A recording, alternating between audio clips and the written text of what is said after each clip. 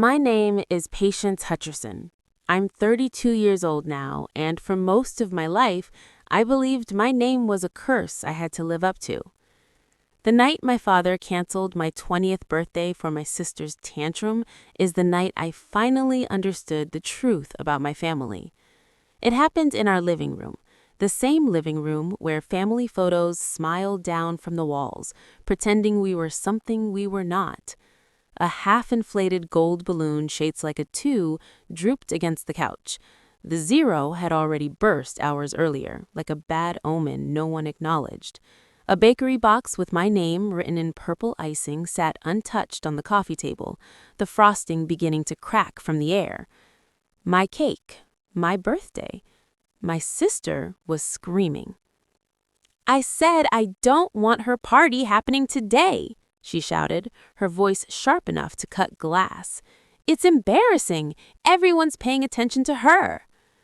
I stood frozen near the hallway, still holding my phone, which had just buzzed with a dozen birthday notifications from friends who were already on their way. I remember thinking, this is it. After years of waiting quietly, after never making demands, after always stepping aside, this was supposed to be my day. My father didn't even look at me when he made his decision. "Patience," he said calmly, like he was asking me to pass the salt. "We're canceling the dinner. Your sister is clearly not okay, and family peace comes first." I laughed at first, a short, confused sound. "You're joking, right?" He finally turned to me then, irritation flashing across his face. "Don't make this harder than it needs to be." Harder.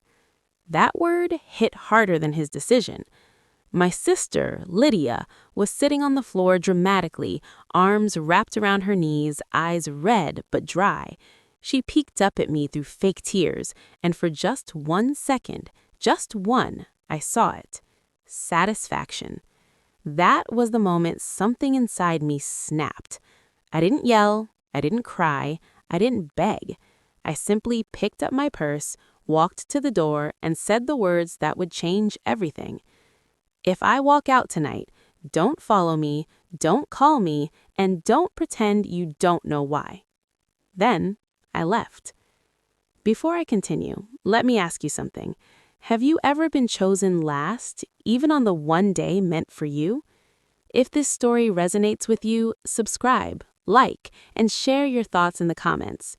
You're not alone. Looking back now, at 32, I understand that night wasn't the beginning of the betrayal.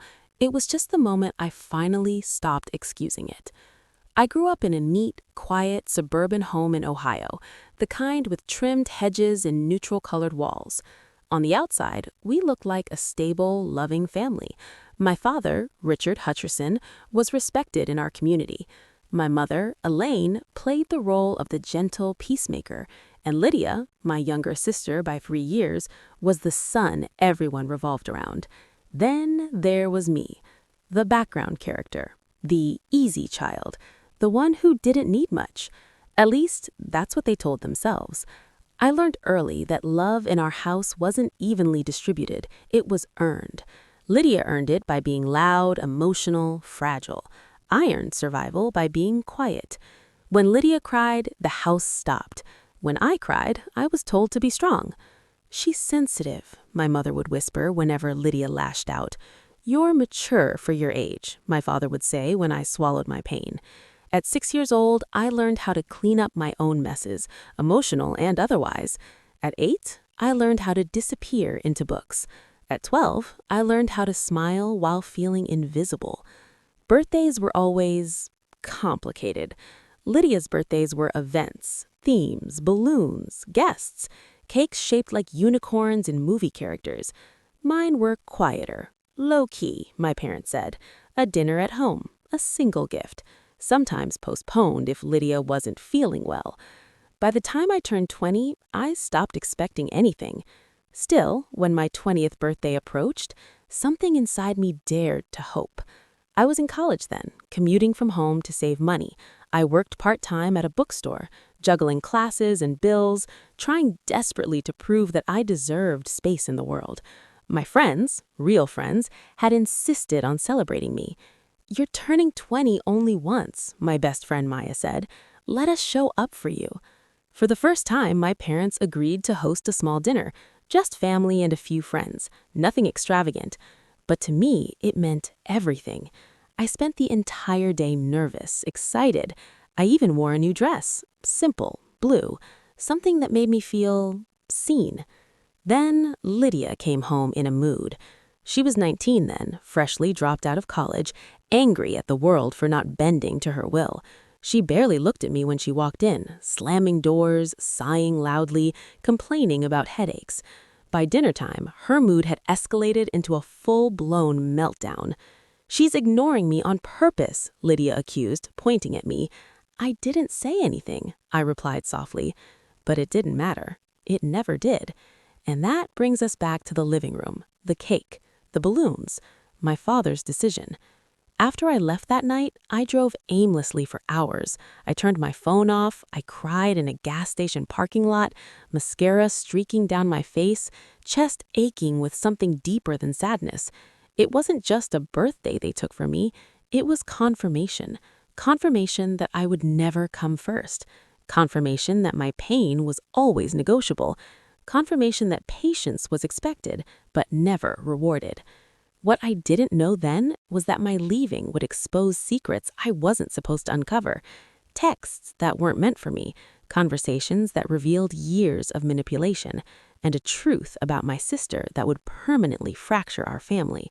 Because while I was driving into the dark, Lydia was already rewriting the story, painting herself as the victim and me as the selfish one. And my parents? They let her. The next morning, I woke up to a voicemail that made my hands shake, and a message that proved my sister's tantrum wasn't as spontaneous as everyone believed. I woke up the next morning on Maya's couch with a dry mouth, swollen eyes, and that heavy, hollow feeling you get after crying yourself to sleep without closure. For a few seconds, I didn't remember where I was. Then it all came rushing back. The balloons, the cake, Lydia's scream, my father's calm voice canceling my existence for the sake of family peace. My phone lay face down on the coffee table. I hadn't turned it on all night. When I finally picked it up, my hands were shaking, not from fear, but from something closer to instinct, like my body already knew I was about to see something I couldn't unsee. 37 missed calls. Texts stacked on top of each other, my mother's name dominating the screen. "Patience, please come home. Your father didn't mean it like that. Lydia's very upset. We need to talk as a family." That last one made my stomach twist. As a family. I scrolled further down, expecting something, anything from my father. An apology, an explanation. Even anger would have been something. Nothing. Then I saw it. A voicemail from a number I didn't recognize, time-stamped 7:14 a.m. I pressed play. "Patience," my Aunt Carol's voice crackled through the speaker. "I don't know if you know this yet, but, honey, I think you need to." She paused, breath uneven. "I overheard Lydia talking to her friend last night, before the party, before everything, and what she said didn't sit right with me." My heart started pounding. She said, and I'm quoting, "If I make a big enough scene, Dad will cancel it. He always does." The room felt like it tilted sideways. A cold rush swept through me, starting at my chest and spreading to my fingertips. I replayed the voicemail twice, then a third time, each word landing heavier than the last. It wasn't a tantrum, it was a plan. I sat there in silence, staring at the wall, my mind replaying years of moments that suddenly rearranged themselves into a clearer, uglier picture. Lydia's dramatic breakdowns before my milestones, her sudden illnesses, her perfectly timed emotional collapses. My 16th birthday, when she accidentally spilled soda on my dress and cried so hard dinner ended early. My college acceptance night, when she locked herself in the bathroom, claiming panic attacks until everyone forgot why we were celebrating. This wasn't chaos, this was control. Maya padded into the room, rubbing her eyes. "You okay?" I handed her my phone without a word. She listened to the voicemail, jaw tightening with every sentence. When it ended, she looked at me like she was trying to hold herself back from saying something explosive. She planned it, she finally said. Patience, that's sick. I nodded slowly. And they let her.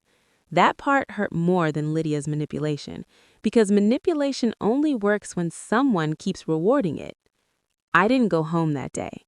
Instead, I called off work, canceled classes, and sat in Maya's apartment trying to decide what kind of person I was going to be moving forward, the one who swallowed it again or the one who finally spoke. By evening, my mother showed up unannounced. She knocked softly like she was afraid of startling me, holding a grocery bag as peace offering. My favorite snacks, things she only remembered when she needed something. "Hi, sweetheart," she said, forcing a smile. I didn't hug her. We sat at the kitchen table, the air between us thick with unspoken rules. She talked first, about Lydia's fragile mental state, about how my father was stressed, about how families make sacrifices. "She didn't mean to hurt you," she said gently. "She just needed support." I leaned forward. "She planned it." My mother blinked. "What?" "I know Lydia planned the tantrum. I heard it myself." Silence. Not shock, not confusion, just silence. And that told me everything. "She told you," I said quietly. My mother looked down at her hands. She was just venting. There it was, the excuse, the same one I'd heard my whole life, dressed up in softer language. "So, you knew," I continued, my voice steady, in a way that surprised even me, "and you still let Dad cancel my birthday?" She reached for my hand. I pulled away. "You always say I'm strong, but you never ask why I had to be." Her eyes filled with tears then, real ones this time, but they felt too late. "Patience," she whispered. "You're breaking this family apart." I stood up. "No," I said. "I'm just refusing to hold it together alone." She left shortly after, telling me we'd talk when I'd calm down. That night, my phone buzzed again. This time it was Lydia. "You didn't have to be so dramatic. Dad's really upset. You always make things harder than they need to be." I stared at the screen, a strange calm settling over me.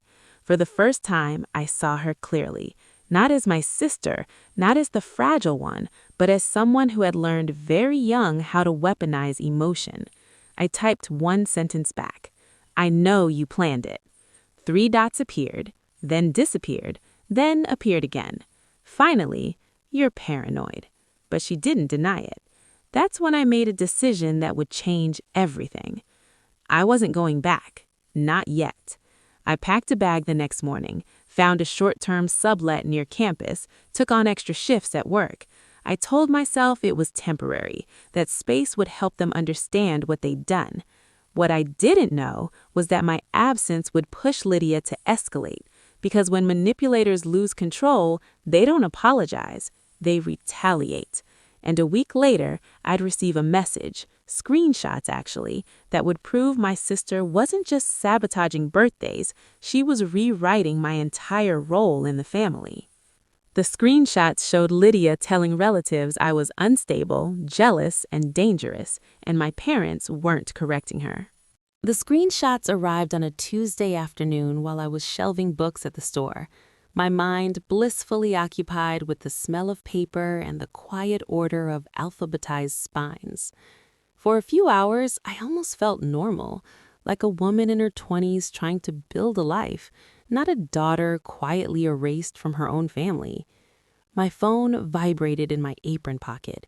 Once, twice, then again.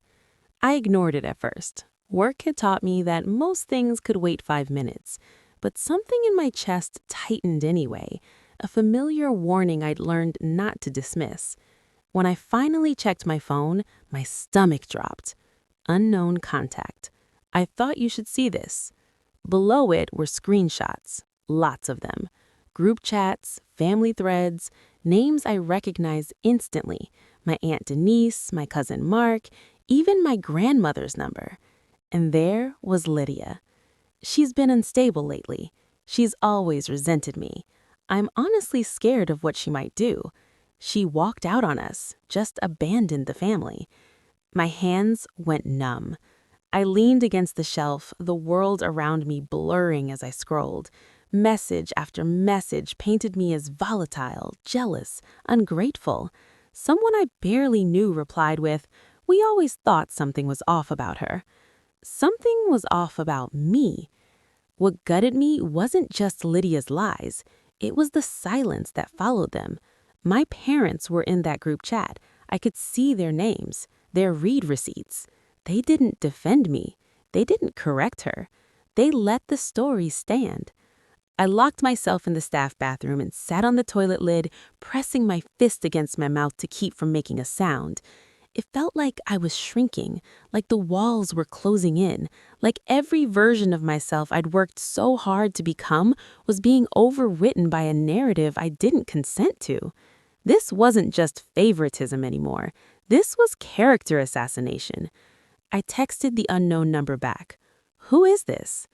A moment passed before a reply came. "A friend of your cousin Mark. I didn't feel right about it." I thanked them, my fingers clumsy, my thoughts racing. By the time my shift ended, I'd made a decision I'd been avoiding since the night of my birthday. I was going home, not to reconcile, not to apologize, but to confront. The house looked the same when I pulled into the driveway that evening. Lights on, curtains drawn, everything deceptively calm.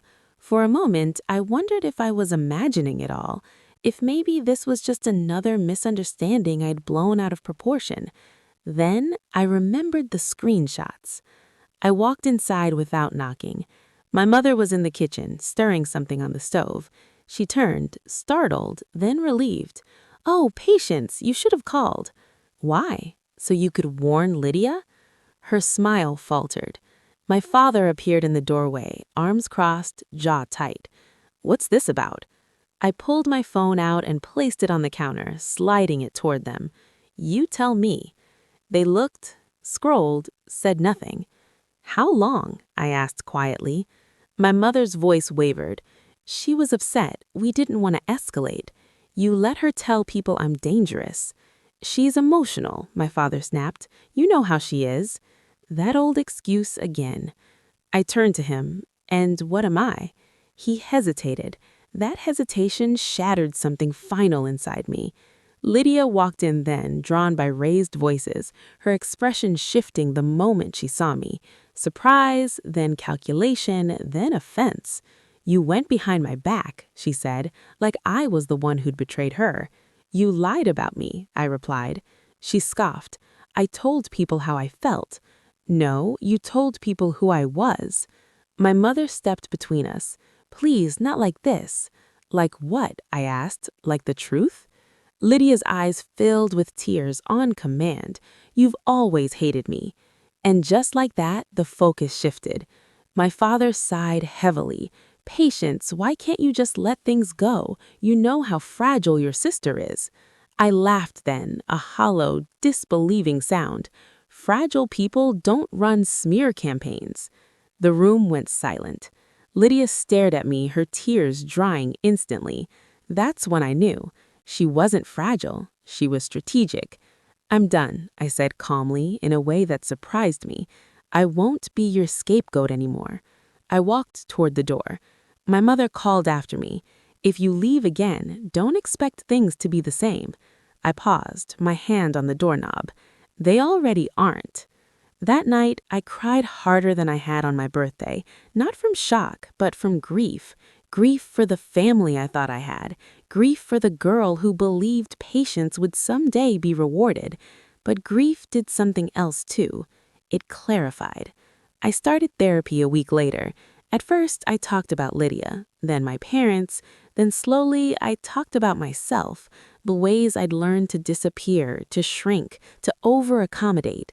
My therapist said something that stuck with me. Being the easy one often means no one notices when you're hurting. I stopped answering family calls. I set boundaries I'd never dared to before. I corrected lies when I heard them. Some people believed me, some didn't, and some relationships fell apart entirely. But something unexpected happened. I started to feel lighter, stronger. Still, the story wasn't over, because 2 months later, my father would call me, not to apologize, but to ask for something that would test every boundary I'd built. And Lydia, she would push harder than ever when she realized I was no longer playing my role. My father's voicemail asked me to come home for Lydia's sake, and what he revealed next would force me to choose between peace and permanent separation. My father's voicemail sat on my phone for hours before I had the courage to play it.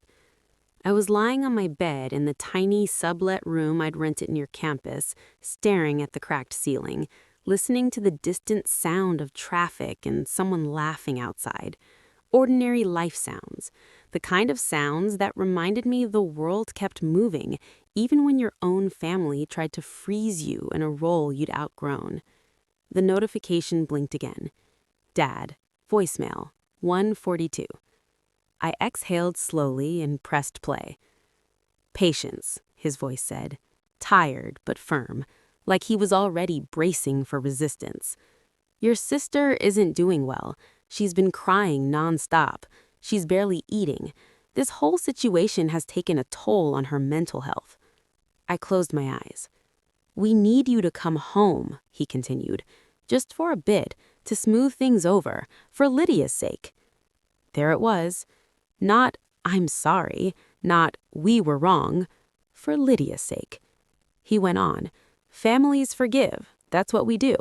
Don't let pride tear us apart. The voicemail ended. I stared at my phone, my chest aching in that dull, familiar way. The ache of being asked to bleed quietly so someone else wouldn't feel uncomfortable. Maya was sitting on the floor nearby, sorting laundry. She looked up when she saw my face. That was him, wasn't it? I nodded. She didn't ask what he said. She didn't need to. She already knew the pattern. Are you going to go? She asked, gently. I didn't answer right away, because the truth was complicated. Part of me wanted to slam the door shut forever, change my number, disappear completely.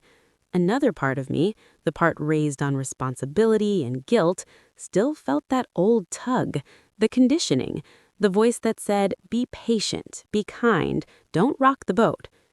He didn't apologize, I finally said.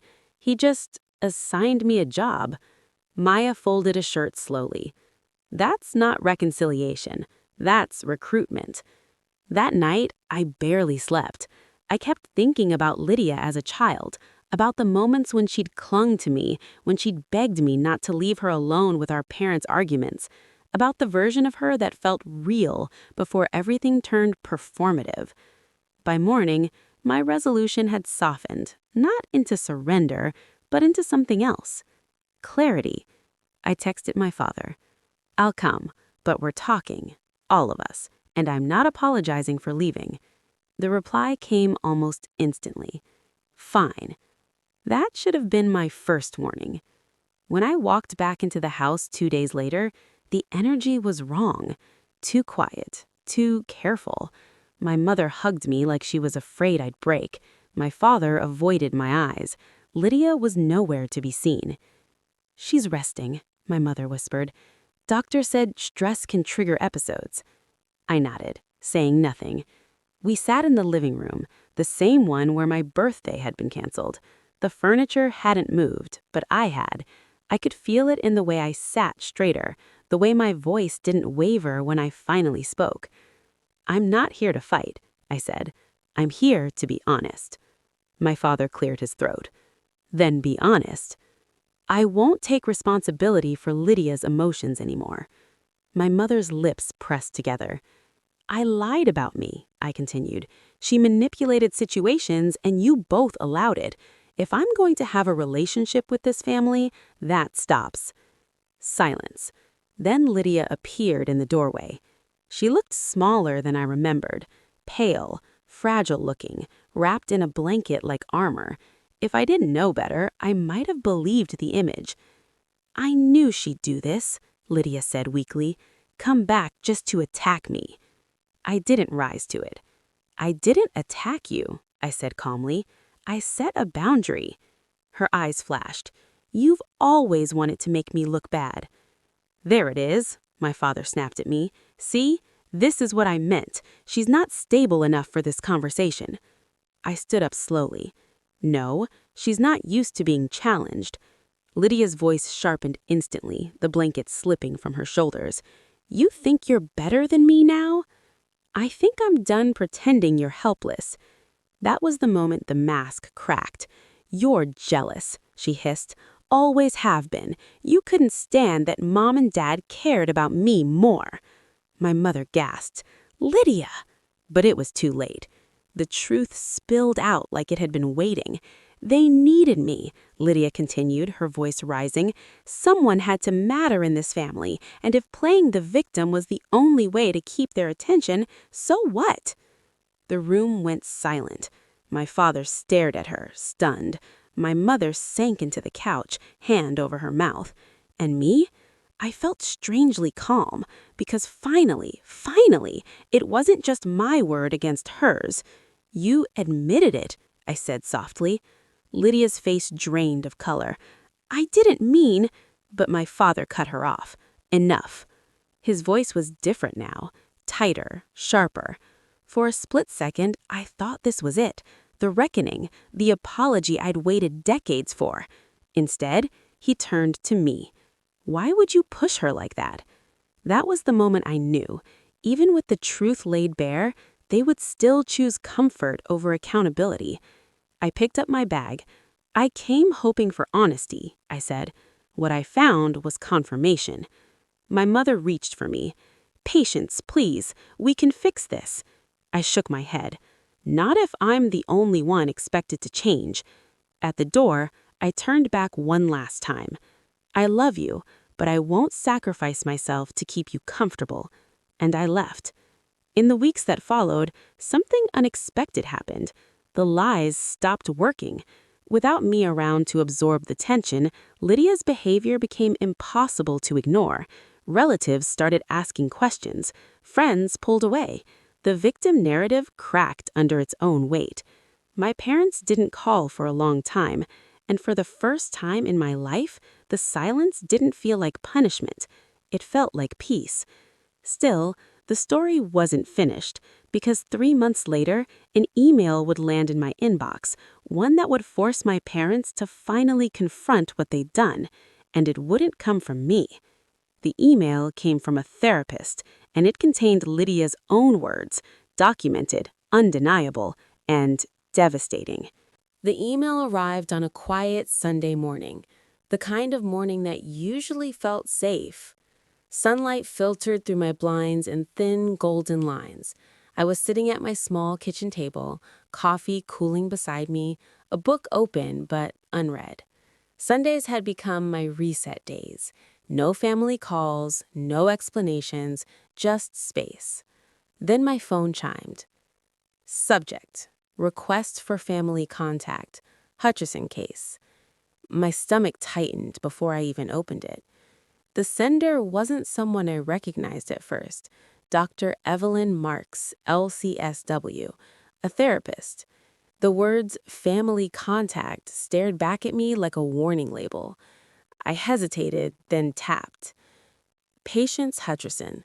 I am currently working with your sister, Lydia Hutcherson, in a clinical setting.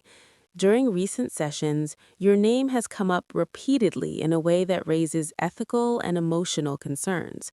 With your permission, I would like to share information that directly involves you and may impact your well-being." My hands went cold. I read the email again, then again. This wasn't an apology request. This wasn't a plea for reconciliation. This was documentation.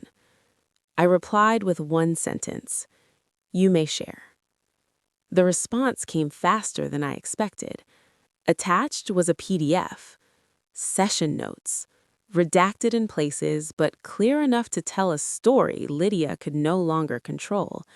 I scrolled slowly, my pulse pounding in my ears. Client reports intentionally escalating emotional distress during sister's milestone events to secure parental attention. Client acknowledges awareness of manipulation patterns and expresses resentment towards sibling for not needing anyone. Client states, quote, "If I don't fall apart, they don't look at me." I stopped breathing. There it was. Not hearsay, not interpretation, her words. I sank back in my chair, a strange mix of grief and relief washing over me. I hadn't imagined it. I hadn't exaggerated. I hadn't been cruel.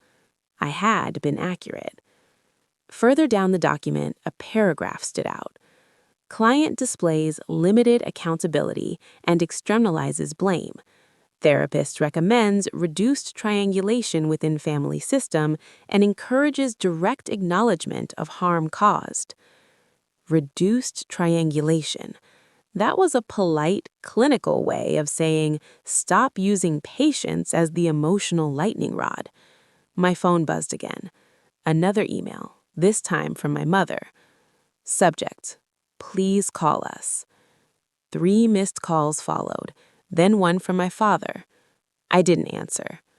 Instead, I forwarded the therapist's email back to Dr. Marks with a note. Thank you. I will not be participating in family sessions at this time. Please do not share my contact information further. Then I turned my phone off. That evening, I went for a walk. The city felt alive. People laughing on patios, couples arguing softly, a kid chasing pigeons across the sidewalk. Ordinary chaos, honest chaos, not the manufactured kind I'd grown up with. As I walked, memories surfaced, not the loud ones, but the quiet injuries. The times I'd apologized just to end a fight I didn't start. The times I'd been called selfish for wanting space. The way my accomplishments were always framed as easy compared to Lydia's struggles. I'd spent years thinking strength meant endurance. I was wrong. Strength was discernment. That night, my father left another voicemail. This time, his voice wasn't commanding, it wasn't dismissive, it was shaken. Patience, we received an email today from Lydia's therapist. He paused. I mean, we knew some things weren't right, but not like this. I closed my eyes. Your mother is struggling. So am I. Another pause. I don't know what to say, but I think we failed you. The words landed softly, but they landed. Not an apology, but close enough to hurt. Still, something in me stayed cautious, because acknowledgement without change is just another performance. I didn't call him back. The next day, a group message lit up my phone. Extended family, cousins, aunts, people who'd believed Lydia's version without question. We didn't realize. We're so sorry. If you're willing to talk. Some messages felt sincere, others felt like guilt management. I responded to none of them, not yet. Instead, I booked an extra therapy session for myself. When I told my therapist about the email, she nodded slowly. This is the part people don't warn you about. When the truth comes out, suddenly everyone wants access to your healing. I swallowed. What if I don't want to give it to them?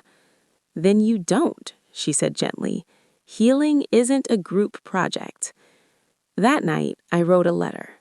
Not to send, just to get it out. I wrote about my birthday, about the cake that went uneaten, about the way my father couldn't look at me, about how patience had been mistaken for consent. By the time I finished, my hands were aching, but my chest felt lighter. Still, one final confrontation remained, because my parents weren't done reaching out, and Lydia, cornered by accountability for the first time, was about to do something desperate, something that would force me to decide whether closure required confrontation or complete separation. 2 days later, Lydia sent me a message from an unknown number, and what she confessed in it changed everything I thought I needed to heal. The message came at 11:47 p.m. I know the exact time because I stared at my phone for a full minute before opening it, my thumb hovering, my chest tightening the way it used to when I was a child and heard Lydia crying from the other room, knowing somehow that I'd soon be blamed for whatever followed. Unknown number. I know you blocked me. Please don't hang up on this. I just need to say it once. I should have ignored it. That's what growth looks like, right? Silence, distance, no more late-night emotional ambushes. But something about the wording stopped me. Not manipulation, not accusation, exhaustion. I typed back 3 words. Say what you need. The response came immediately. I ruined your birthday on purpose. I sat up in bed. Not because I was shocked, I'd known that part already, but because of how plainly she said it. No excuses, no softening language, just a confession dropped like a stone. I didn't think it would go this far, the message continued. I just needed them to look at me. I didn't think they'd choose me again, but they always did. Again. That word carried decades inside it. My hands were steady as I typed. Why tell me this now? The typing dots blinked on and off for a long time. Because they're finally mad at me, she wrote, and I don't know who I am without them protecting me. There it was. Not remorse, not empathy, fear. I leaned back against the headboard, staring at the ceiling, letting the truth settle in its final shape. You didn't just hurt me, I replied. You built your safety on my silence. Seconds passed. Then, I know. That single sentence landed heavier than all the others. She followed it with another message. I don't expect forgiveness. I just don't want you thinking you imagined it. I closed my eyes. For years, that had been the deepest wound. Not the neglect itself, but the gaslighting, the way reality bent around Lydia's emotions until I questioned my own. I never imagined it, I typed. I just spent too long explaining it away. She didn't respond right away. When she did, it was the last message she ever sent me. I don't know how to live without being the victim. I stared at the screen until it went dark. And for the first time, I felt something close to peace. Because that sentence told me everything I needed to know. Not about her, about me. I didn't need to confront her. I didn't need to prove anything else. The truth had surfaced on its own, and it didn't require my continued participation. The next morning, I forwarded the message to my therapist. She read it carefully, then looked up at me. How do you feel? I searched for the word. Finished, I said. She smiled gently. That's not indifference, that's resolution. Later that day, my parents asked to meet. Public place, neutral ground. A cafe halfway between my apartment and their house. I agreed, but with conditions. No Lydia, no rewriting, no defending, just listening. My father looked older when I walked in, smaller somehow. My mother's hands shook around her coffee cup. We read the therapist notes, my mother said softly, and Lydia admitted some things. I nodded. I know. My father swallowed. We should have protected you. The sentence hung in the air. I let it. Then I said the hardest thing I'd ever said to them. You taught me that love meant self-erasure. My mother cried quietly. My father closed his eyes. I won't be part of that anymore, I continued. If we're going to have a relationship, it will be slow, it will be honest, and it will not involve me sacrificing my well-being to manage someone else's emotions. My father nodded. We understand. I believed they thought they did, but belief wasn't the requirement anymore. Behavior was. When we left the cafe, there were no hugs, no promises, just space. And that was enough. Months passed. I moved into a better apartment, took a promotion at work, built routines that didn't revolve around emotional emergencies. I laughed more, slept better, ate without guilt. Lydia went quiet. I heard through others that therapy was hard for her, that she struggled without a villain, that she was angry I didn't re-enter the dynamic to play my part. I didn't respond, because healing doesn't always look like reconciliation. Sometimes it looks like release. Now, at 32, when I think back to my 20th birthday, I don't see the cancellation anymore. I see the exit, the moment I chose myself without knowing I was doing it.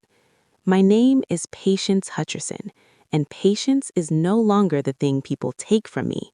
It's the thing I give to myself.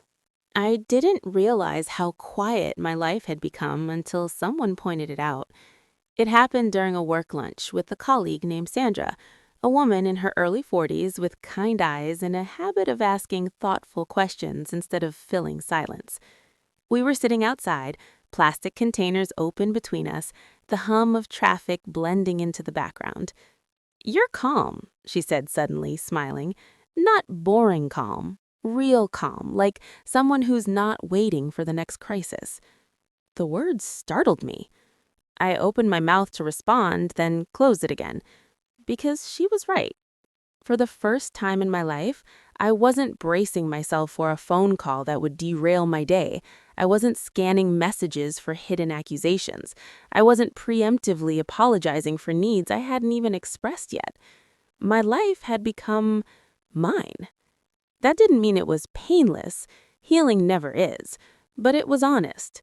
In the months after the cafe meeting with my parents, we existed in a strange limbo.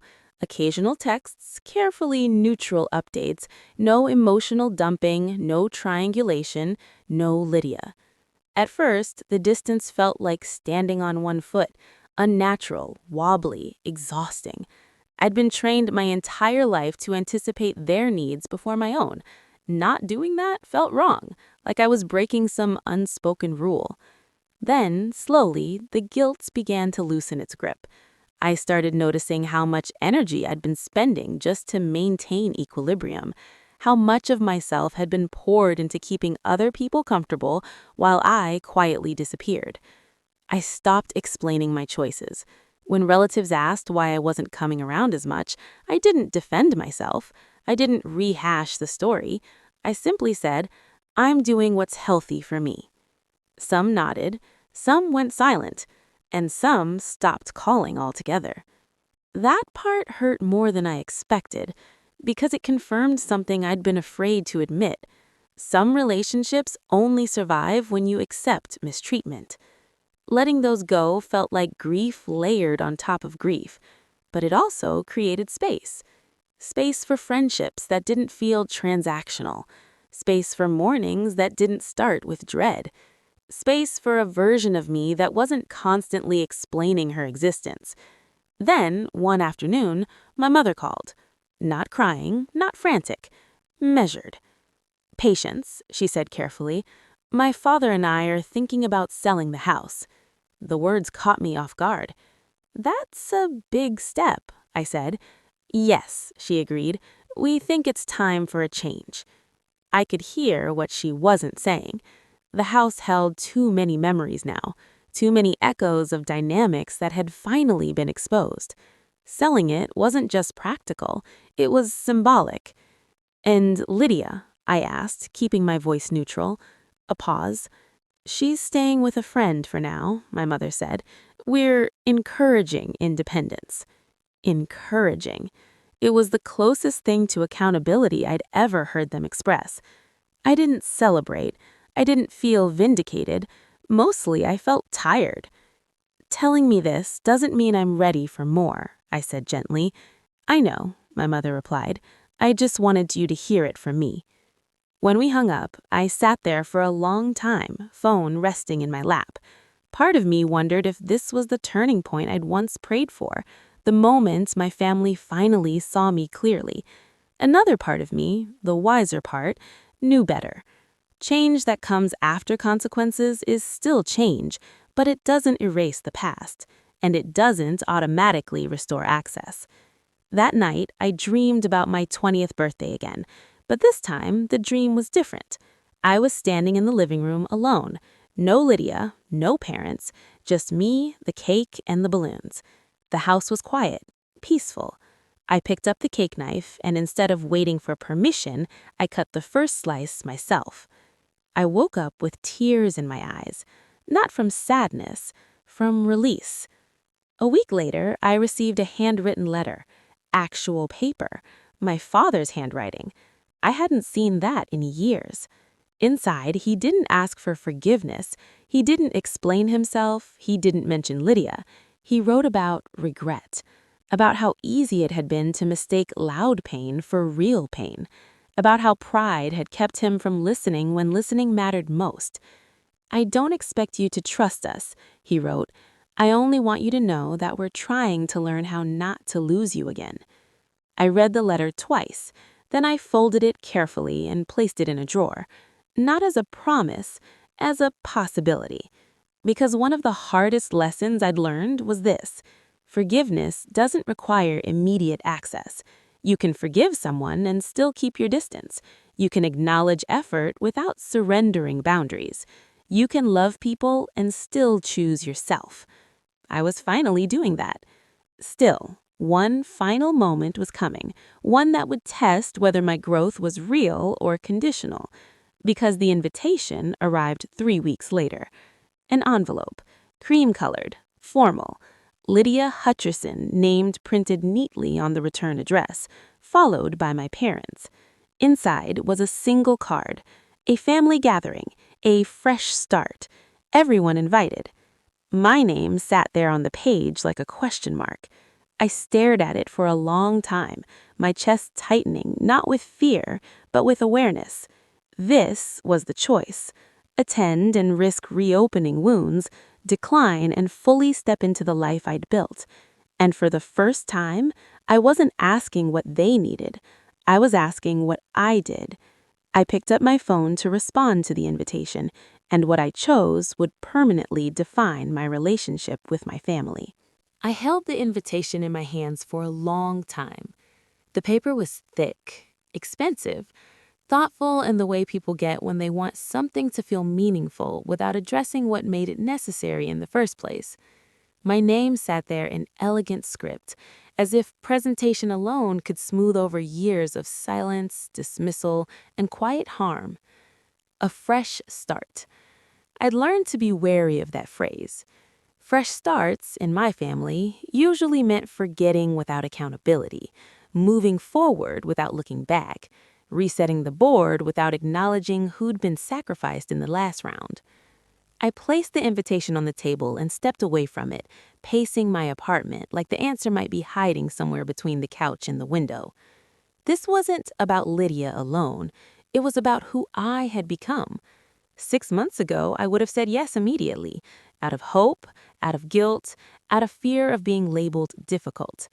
I would have rehearsed conversations in my head, planned exit strategies, prepared myself emotionally for impact, like someone walking into a storm with an umbrella they knew wouldn't hold. But now I felt something steadier. I called my therapist. I don't know if declining makes me cold or if going makes me dishonest with myself. She listened, then asked a question that changed everything. "If nothing changed after this gathering," she said, "would you regret going or regret protecting your peace?" I closed my eyes. The answer came instantly. I'd regret going. There it was.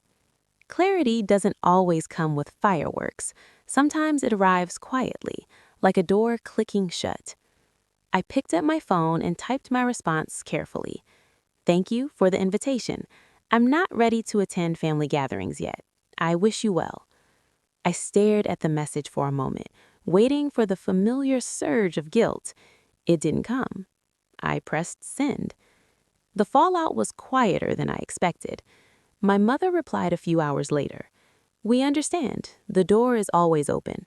My father sent nothing. Lydia didn't reach out at all. And somehow that silence felt different from the ones I'd known before. It wasn't heavy. It wasn't punishing. It was neutral. Life went on. I hosted my own small celebration a week later, not a replacement for the gathering, but a declaration of sorts. A few friends, good food, laughter that didn't require emotional translation. Maya brought a cake, no name written on it, no milestone number, just candles. "Make a wish," she said. I closed my eyes, and for the first time in my life, my wish didn't involve being understood, chosen, or accepted by my family. I wished for continuity, for peace that didn't disappear the moment I asserted myself, for patience, not the kind that endures harm, but the kind that trusts timing. I blew out the candles. Months later, I ran into my parents by accident at a grocery store. No warning, no preparation. My heart skipped, but it didn't race. We exchanged polite conversation, surface-level updates, nothing heavy, nothing loaded. Before we parted, my mother touched my arm gently. "I'm proud of you," she said, "even if we didn't always show it." I met her eyes. "I know," I replied. And I did. Not because they'd earned redemption, but because I no longer needed it. As I walked away, I realized something profound. I wasn't angry anymore. I wasn't waiting for closure. I wasn't hoping for them to finally become the parents I needed at 20. I had become the person I needed. Now when I think about my 20th birthday, the night my father canceled it for my sister's tantrum, I don't feel the sting I once did. I see it for what it was. The moment the illusion cracked, the moment silence stopped working, the moment my life quietly redirected itself. That night didn't break me. It freed me. My name is Patience Hutcherson. I am 32 years old, and I am no longer the background character in my own story. So let me ask you, have you ever had to walk away not because you didn't love your family, but because loving yourself finally mattered more? Have you ever chosen peace over proximity? If this story resonated with you, share your experience in the comments. You never know who needs to hear that they're allowed to choose themselves, too.